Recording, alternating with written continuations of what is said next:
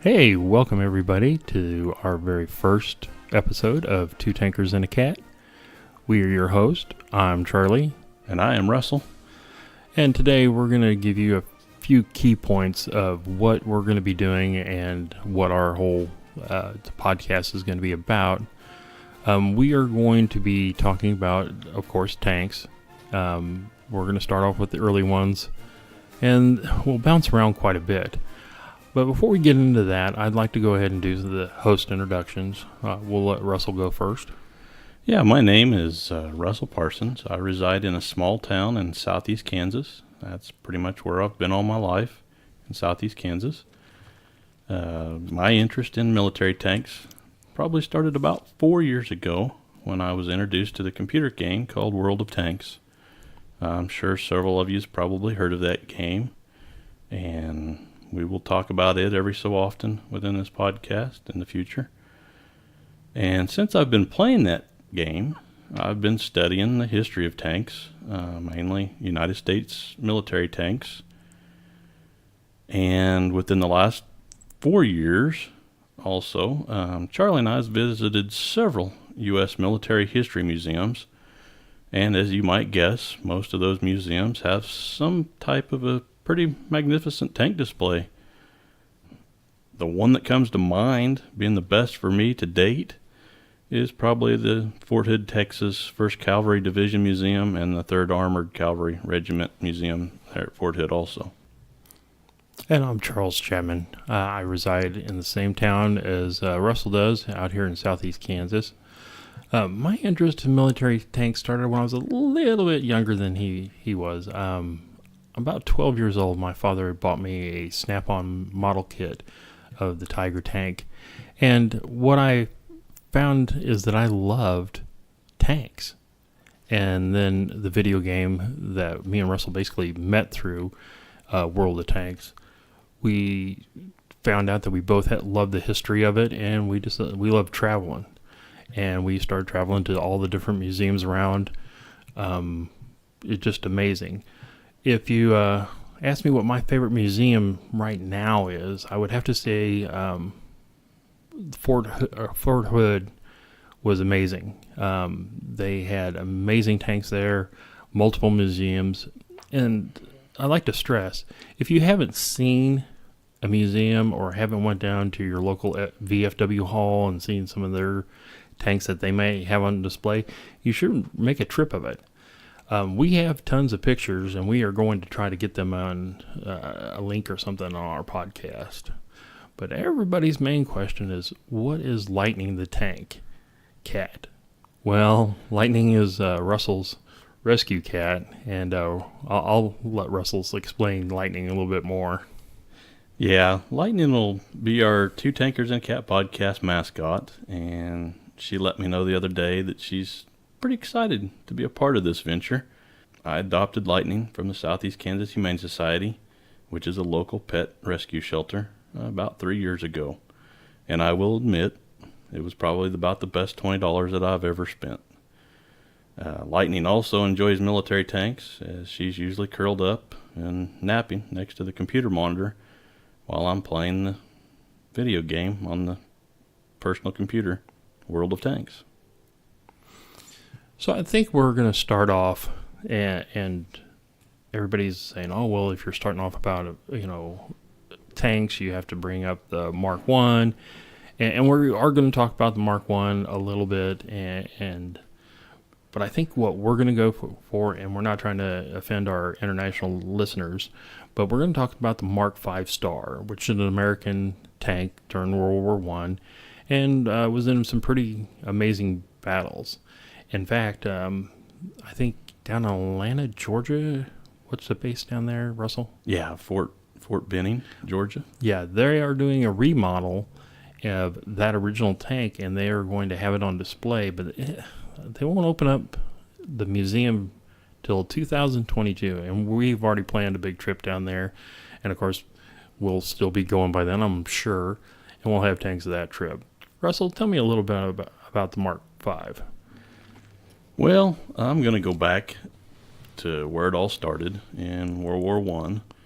The United States came up with the tank corps of the American Expeditionary Forces. It was the mechanized unit that engaged in tank warfare for the American Expeditionary Force, or the AEF, on the Western Front during World War One. In the first half of 1918, we had the 301st Heavy Tank Battalion, was started at Camp Meade, Maryland, in the United States, and they shortly thereafter moved to the British Tank School at Bovington Camp in southern England for their training. The American 301st Heavy Tank Battalion, it was equipped with about 19 Mark V and 21 Mark V Star tanks in their very first heavy tank action against the Hindenburg Line on September 27th of 1918. Now, Russell, I got a question. What is the difference between a Mark V and a Mark V Star? Well, as you would see a Mark V Star on a piece of paper, you would have an asterisk after the Roman numeral 5, and that asterisk in early British tank designations was usually pronounced as a star when spoken. So, for example, you'd have the Mark V Star or Mark V Star Star, and it kind of went on up. They had several versions. Amazing. See, now this is the stuff that this podcast is supposed to bring out, is the little known facts about tanks. And I also will add on some of the differences between the Mark V and the Mark V Star. You asked, what kind of modifications can actually be done to a heavy tank like this? Yeah. The Mark V Star is actually a lengthened version by about 6 feet of the Mark V. It was designed during the fall of 1917, and it was mainly modified to deal with the Hindenburg Line. And what the deal was, the Germans caught on to the Mark 1 through 4 tanks, heavy tanks, that, hey, they were able to cross the trenches. And so the Germans decided to make their trenches quite a bit wider. And so with the Mark V Star, they made it longer, and they were able to get over those wider trenches a lot easier. So that was the main modification. The Germans had found out that if they lengthened the trenches, the tanks couldn't get through. So they linked them so we could go over and get past the trenches. That's amazing. Yeah. The Mark V Star also had a reshaped rear cupola. It actually incorporated 2 extra machine gun mounts and a door in each side of the hull with an extra machine gun mount on each of those doors. So that was the main difference between the Mark V Star and the Mark V. Now, I know people have talked about the difference between a female and a male. What's the main difference between a male and a female Mark? Now, I've heard that the female did not have a main gun in the front, and the female did not. Yeah, the main difference, the Mark V Star male, it had 2 6-pounder guns on it with about 207 rounds, and it had 4 .303-inch Hotchkiss Mark I machine guns mounted on it, besides the 2 6-pounders. The Mark V Star female, it only had 6 .303-inch Hotchkiss Mark I machine guns. So your male had the extra 2 6-pounder guns, and the female only had the machine guns. Now, we're not trying to offend any of our female listeners, but unfortunately, the male had the big gun. So, I figure you guys can figure that out on your own. If you read some of the history on the World War I, we all know how bloody and how bad it was, and why they came up with the general idea of some kind of armored vehicle that could get past just the machine guns that would just tear men apart. Tell me about the first battle of the Mark V. Or probably not even the first battle. I don't think it's the one where after the battle, was it the captain had sent a letter to one of the parents of a fallen soldier? one of his crew members? Yeah. Corporal Leo George Roth of Covington, Kentucky. He was a member of C Company, 301st Tank Battalion, and he was on board Mark 5 tank, heavy tank, number 9376, when it went into battle at St. Quentin Canal. I believe that was on September 29th of 1918 during World War I. And at the age of 25, Corporal Roth killed in action. The following letter that I'm going to read is from Corporal Roth's tank commander, Lieutenant Robert Vernon, and it was written to Leo's parents in 1919. Yeah, I'd really like to hear that letter. The lifting of censorship at this time permits me to inform you of Leo, who was a corporal of my crew. It is no pleasant task for me to inform you of his death, but thought you might care to know how he met his death. He was one of the most cool-headed men in the tank and didn't make even a whimper when he knew he could not live. The battalion went into action for the first time between Cambria and St. Quentin on September 29th, near the small towns of La Catalet and Bellecourt. At La Catalet, the St. Quentin Canal, which forms an almost impassable barrier in front of the Hindenburg Line, passes through a tunnel more than 6,060 yards long. To break the Hindenburg Line, the British saw that this tunnel would have to be crossed. The Germans knew it also. Consequently, they had it strongly fortified. 2 American divisions, the 30th and 27th, with the American and some British heavy tanks, were given the job of taking the tunnel and breaking the line. It is needless to say they did. Our tank got through the first line with only 2 wounded, Leo and another corporal.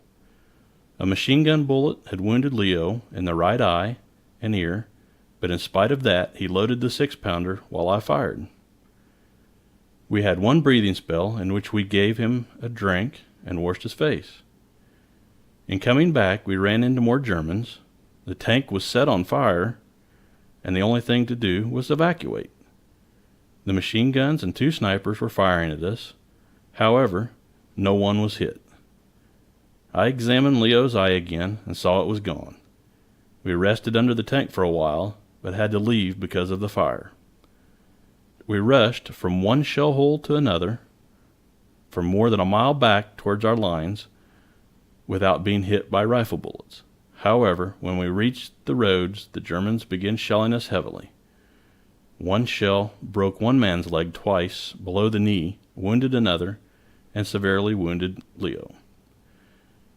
His last words were, "Well, I'm glad I know I killed some Jerrys before they got me." He is buried near the small village of St. Emily in a graveyard with a lot of American and British soldiers. I judge is at about 3.5 miles west of La Catalet and Bellecourt. I only mention the fight because I thought you would like to know what kind of a show Leo was in. I'm mighty proud of him. He did not die in vain. The ground taken on September 29th was considered the hardest place on the Hindenburg Line. No fight afterward even could compare. What an amazing story. And for this man to write a letter like that to the parents, you gotta remember, this is a 25-year-old man from Kentucky. Let's say the education back then wasn't really good. But here's a man that signed up, went into the tank corps, and like I said, he was shot in the eye. And, his eye was missing. He didn't scream. He didn't roll around. He didn't beg for help. He actually helped people, continued the fight, loaded the cannons. What a heroic thing to do.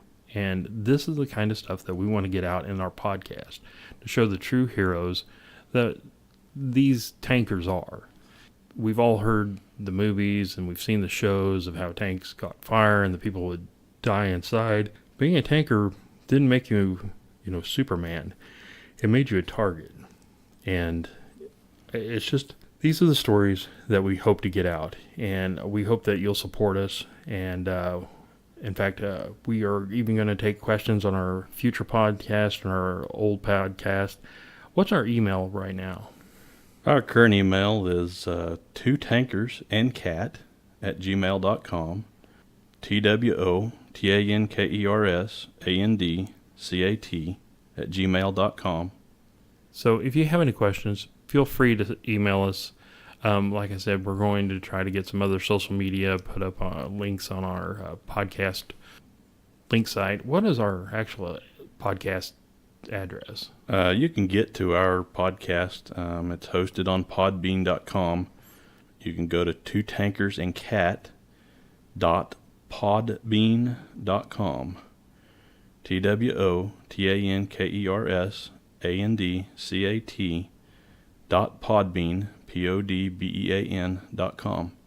And that will get you to our front page. And from there, you'll be able to see any past or future podcasts that we'll put out. On the Mark V, just the Mark V stars and females and males, what were some of the weaknesses and some of the conditions of being inside the tank, Russell? Oh, wow. Yeah. From some of the articles and everything that I've come across, it was pretty evil inside a Mark V star or Mark V tank.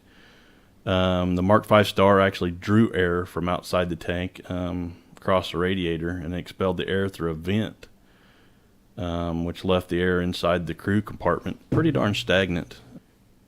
The only ventilation that I found for the crew compartment, other than the driver and gunner viewports located on all sides of the tank, was actually a roof-mounted, they called it a roof-mounted Keith fan.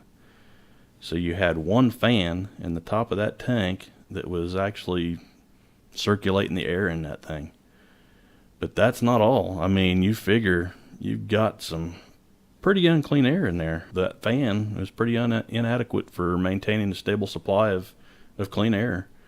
The exhaust from the engine mounted inside the middle of the tank and the gun smoke, it would all become trapped inside the tank with the crew, which would cause many of the crewmen to grow ill, and in most extreme cases was enough to render them unconscious. I mean, I've read stories of where that happened quite a bit. So if you take time to think in your head, you're inside the tank, which had a crew of, 5? Or even up to 7? Yeah, I believe the Mark V star had a crew Of 8. of 8. I'm almost positive. Yeah. Yeah. I know some of them had upwards to 11. Yeah, I know they had a commander, a driver, and then they had 6 gunners. Yeah. Excellent. All right, imagine 8 people in this small metal coffin. The engine's inside. The exhaust is inside. The carbon monoxide is filling up. Now everybody's saying, oh, well, they had light bulbs in there. They didn't. You're working in the dark, basically whatever sunlight can get through. And the heat is unbearable. The gun smoke from the 6-pounder guns, when you open them up and after you fire a round, number one, could you imagine being in a metal coffin like that and having a cannon go off and what it did to your ears? Everybody says, oh, well, they had headphones and stuff. No, they didn't have that. And here, you're deaf, you can't see, you're blind, you're choking on the very air, you are extreme heat in this metal, no air conditioning. So if you think about it, you're blind, you can't breathe, it's terrible hot. It's just a living hell in there. And for these men to fight as hard as they did and don't give up, what heroes. I don't know, Russell, what would you prefer to be a tanker, back in World War I? Wow. Starting out and seeing the conditions they had to live with inside these tanks. I mean, they not only had people shooting at them and throwing makeshift grenades and everything else to try to light the tank on fire and everything else. I mean, no, back then I probably wouldn't want to be a tanker. When I hear the stories about him being wounded in the tank And people are like, oh, well, he says right in there he washed his eye out. Well, remember, we're sitting here. In fact, I'm looking at my own bottled water. It's purified and everything. These guys were getting wells, hand dug wells. And if you ever pull water out of a hand dug well, it is nothing like you would get in a bottled water. And they're washing this guy with the bacteria and stuff like that. And of course, that's why there was so much death and, other diseases that happened. The medical care with no morphine and everything. Could you imagine getting shot in the eye and then continue to fight and then run for a mile while getting shelled? Yeah, I mean, it's just incredible. I mean, what kept these young kids in World War One going?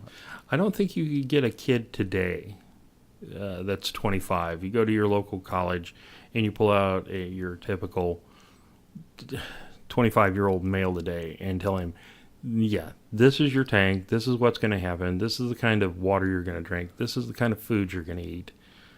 I think most of them would say, do I get cell phone coverage? Do I get my free Wi-Fi? Yeah. No, we didn't have that. So your millennial life support will not be functioning. Most of them would walk away. I would agree with that, yes.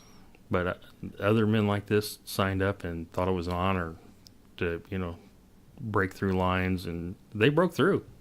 That was actually a win for them. Russell, tell me a little bit about why we're bringing a cat into there and some of the cat history in tanks and military. Because people are going to go, there were, military dogs, and we know about what a great thing, but there were cats?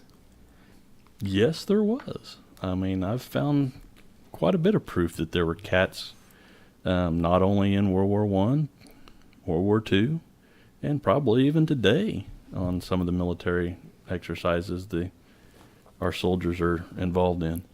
Just to kind of give you a couple ideas on how cats were used during some of the wars. They used cats as mousers, and they kept the trenches free of rats and mice, which helped with keeping everything a little bit cleaner for the soldiers and keeping them from getting diseases and stuff like that. Absolutely. And one of the things we'd like to point out is these are things that we would like you as a listener to research and try to find history and stories on cats in the military, especially tankers and stuff like that. If you find that, please send it to our email. We'll research it, and you show us your links and stuff. And if we use your stuff, we will definitely give you a shout out over the air. And thank you for your help for our podcast. What would be some of the battles that impressed you in World War One with tanks? The biggest battle in World War One that stands out that involved the Americans was probably to do with the Hindenburg Line. September 27th of 1918. They used 19 Mark V's and about 21 Mark 5-star tanks, heavy tanks. That was their first heavy tank battle pretty much ever in World War One. Now the British in their Mark 1s through Mark 4s, they were involved in some pretty heavy battles before this, but American-wise, the Hindenburg Line was probably it. Well, you keep saying that this is one of the heaviest battles. In battle, you lose tanks. What kind of losses was the Americans looking at, tank-wise?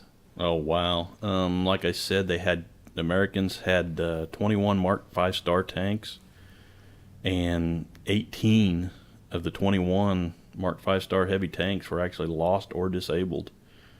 Did come up with some facts that 9 of those 18 were hit by artillery rounds. One of the tanks was totally destroyed, and 2 of the tanks were hit by British mines. Oh, no. Inadvertently. Friendly fire. And 5 of the Mark 5-star tanks that were lost or disabled had mechanical problems. I mean, that was a pretty common deal too back then, keeping the engines running, keeping the crew safe enough to keep going. And of the 21 tanks, 2 were actually ditched in trenches. They didn't make it through the wider trenches that the Germans had dug. And some of them I heard actually caved in. What I remember you were talking about the two were ditched in trenches. One of the tanks had actually made it across, but the mud and everything had broke free, and it had went down to a place where it was just spinning its tire, and they actually had to ditch it. Now people say, well, ditching in a ditch. Well, you're forgetting there's Germans down there. They're rolling across Germans. Now they're stuck, and now they got to get out and fight hand to hand, point blank range. Still want to be a tanker? Wow. I don't know. Not I don't back know then. either. At that point in time, probably not. So, what tank number is down at the National Armory and Cavalry Museum in Fort Benning now? Oh, I'm glad you brought that up. The National Armor and Cavalry Museum at Fort Benning, Georgia, they've got a Mark V Star male tank. It's number 9591, and it's been part of their collection since about 2010. Wow. I am really looking forward to that. Unfortunately, like we said, we don't believe that museum's going to be complete and they're going to have their opening ceremonies till 2022. Now, don't get us wrong. We've actually seen video where they're restoring that tank now. But I think if you can get onto a military base with your driver's license and, you're not one of the, on the list to be shot right in the face as soon as you get on there, you can still go and see the tanks that are on the outside of Fort Benning. And so if you're around that area and you get down there, please contact us. Let us know how to get on and what kind of tanks that are there. We'll even take your pictures. Yeah. We'll even throw your name out there. Heck We yeah. appreciate it. Yeah. Yeah, the last update that I've seen on the National Armor and Cavalry Museum at Fort Benning, they are doing some really heavy restoration of some of the big tanks they've got down there. And it's going to be really interesting to see that museum when it is up and running in the future. Now, we've talked, and I'm going to have to leave this to Russell, because Russell is more of a tech guy than I am, if you haven't picked this up yet. Russell, can you explain some of the problems that the Mark V heavy tank had, like engine-wise? You said the engine was in the crew compartment. Yeah, the engine was actually in the center of the crew compartment, which led to miserable crew conditions, like I mentioned before, because of its heat output. I mean, there was no shielding or anything else around the engine to keep the heat from just overwhelming the crew. It did have a Ricardo engine.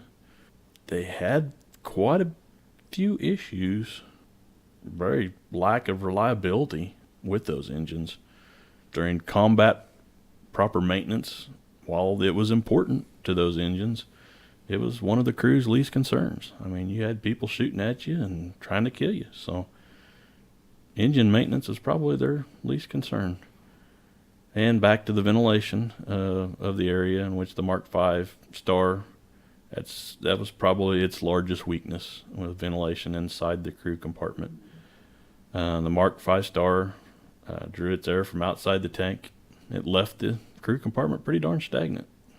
Now, I'm sure they didn't have radiator fluid or anything like that. They were probably using just plain old water. Actually, in those days, the engines were air cooled. I mean, they just brought air from the outside and brought over the engine to cool it down. So that's wow. Yeah. So the heat coming off that inside that little, yeah, it probably become pretty unbearable pretty quick.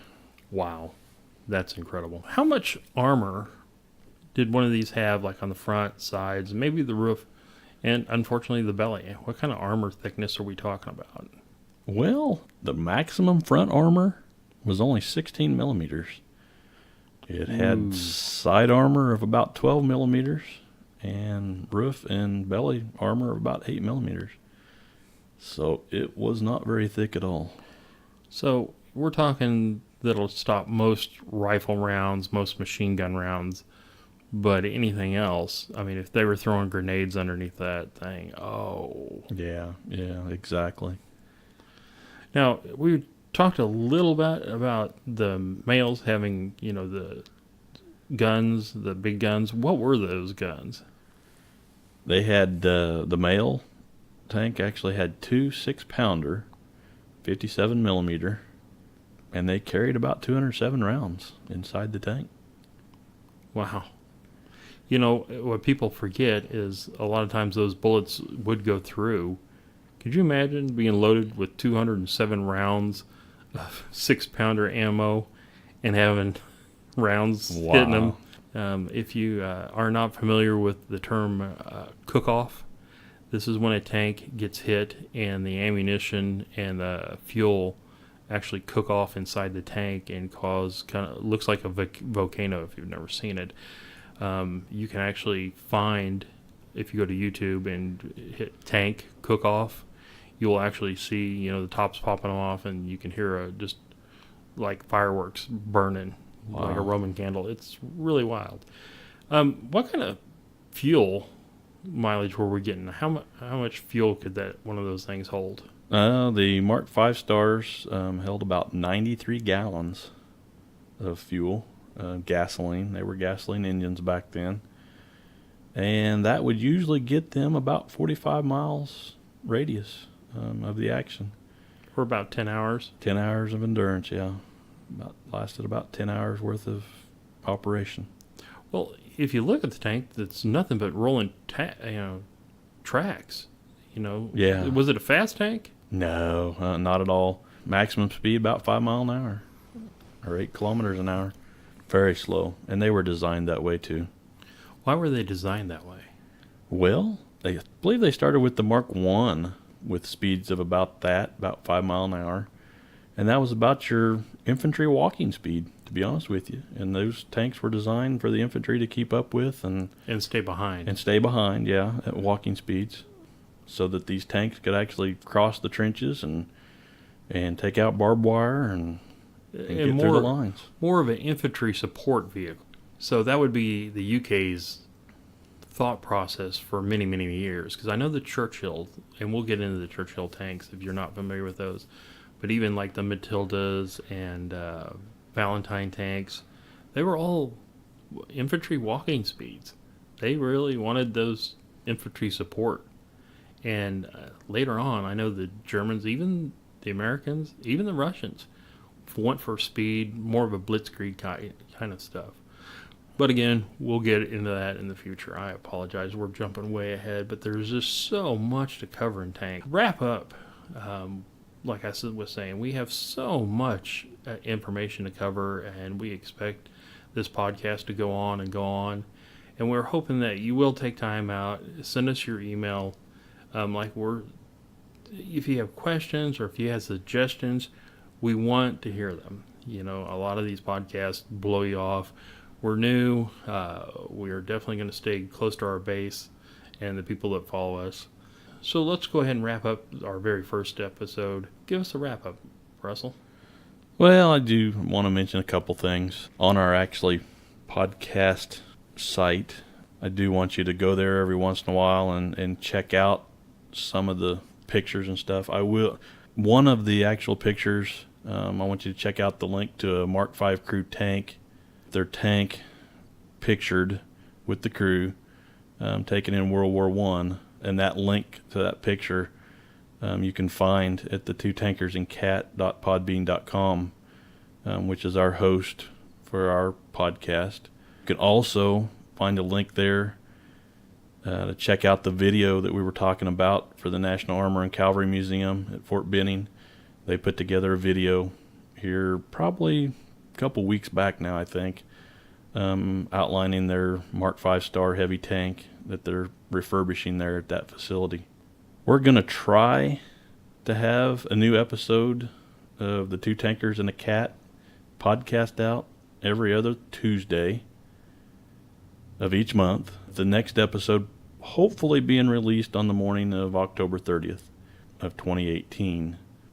Also, I want to mention that if you want us to cover a specific tank or historical event in a future podcast, you can always email us at twotankersandcat@gmail.com, twotankersandcat@gmail.com, and links to that email address and everything else can be found on the Podbean website also. And the last thing I really want to say is just make sure to follow us on your favorite podcasting app or through iTunes so you don't miss the next episode. Excellent. And we will try to get some pictures of Lightning the cat. If you haven't heard some of our background noise, that was her climbing around. Yeah. We're going to try to edit out some of her meowing. She's like wanting to be a part of it from the very go, which is great. We asked you to take a look at the picture of the Mark V. If you will look at that picture, you will also see that they have some art on it. A lot of people don't know or have pictures of when their grandfather or great-grandfather were in the war, or even in the Vietnam War, or any war where there's tanks. A lot of people would take pictures with their tanks, and they would have things wrote on it. Like if you remember the movie Fury, they had Fury wrote on the gun. If you have old pictures of that, like that, please send them to us. We will put them on eventually. If you have nose art of anything, even aircraft, we can even post that. We're kind of partial to military ships and aircraft too, but if we get off on that, we're going to have more episodes than we know what to do with. Well, we're going to go ahead and close out. Until then, have a great day and happy tanking. This is Charlie Chapman signing off. And this is Russell Parsons. Lightning, get down.